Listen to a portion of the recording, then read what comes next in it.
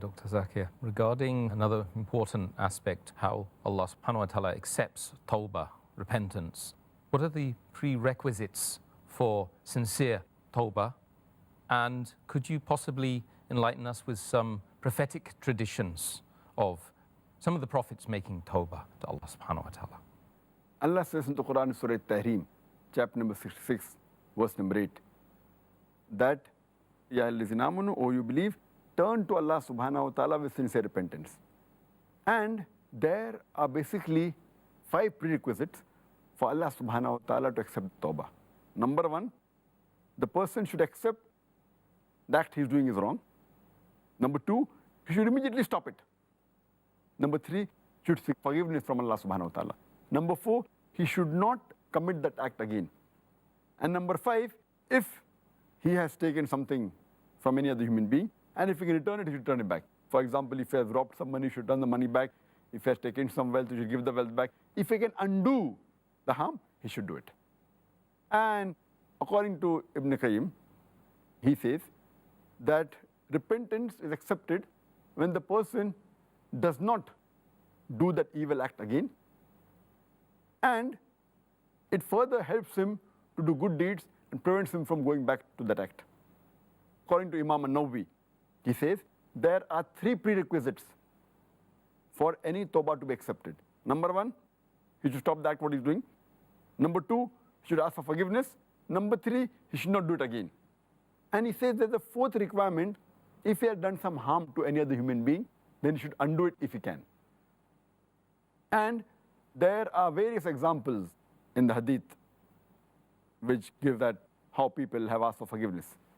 It's mentioned in the hadith of Sahih Bukhari, volume number 4, in the book of Stories of the Prophets, hadith number 3470, that there was a person who had committed 99 murders. So he wants to seek repentance. So he asked the people that how can he do it? So they send him to a monk. So monk says that you have killed 99 people. There's no chance of forgiveness. So that person, that murderer, he kills the monk too. And now he has committed 100 murders. So he goes to another person and says that I want to seek repentance. So he says that if you want to seek repentance, go to that land where people are worshipping Allah subhanahu wa ta'ala.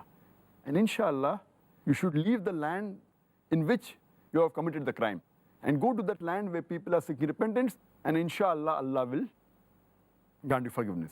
So he immediately goes towards that land. But on his way, death takes place and he dies. And he turns his chest towards that village where people are repenting.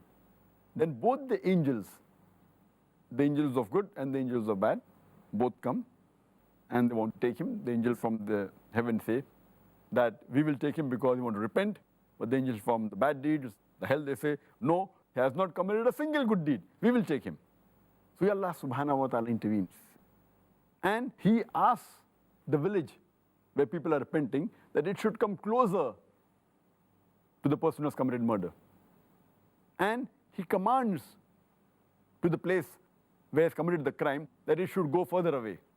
So when they measure the distance, they find out that the person who committed the murder, he was one span closer to the village where people are repenting. So then Allah subhanahu wa ta'ala grants him Jannah. So this is an example that a person commits 100 murder and he wants to repent. Only the niyyah of repenting and traveling towards that place. And a different version of the same hadith says that while dying, he pushes himself towards and he looks towards the place where he can get forgiveness. So this shows that only the niyyah and the intention to ask for forgiveness, Allah forgives. There is another example in Sahih Muslim, volume number 3, in the book of Hudud, hadith number 4207. There was a lady from the tribe of Juhayna. She comes to the Prophet and she had committed adultery and she was pregnant. So she comes to the Prophet and says that I have done so and so sin. Please give me punishment. So the Prophet calls her master and says, take care of this woman till she delivers the child. And after that, get her to me. So the master, he takes care of her. And after she gives birth to a child, he gets the woman. Then the Prophet says, because of the adultery, she has to be given the hadd penalty. And the lady, she's asked to wrap around herself with her cloth, and the people stone her to death. And after she dies, the Prophet, he prays for her. So Umar, may Allah be pleased with him, says that, "Oh Prophet, you're praying for a woman who has committed adultery?"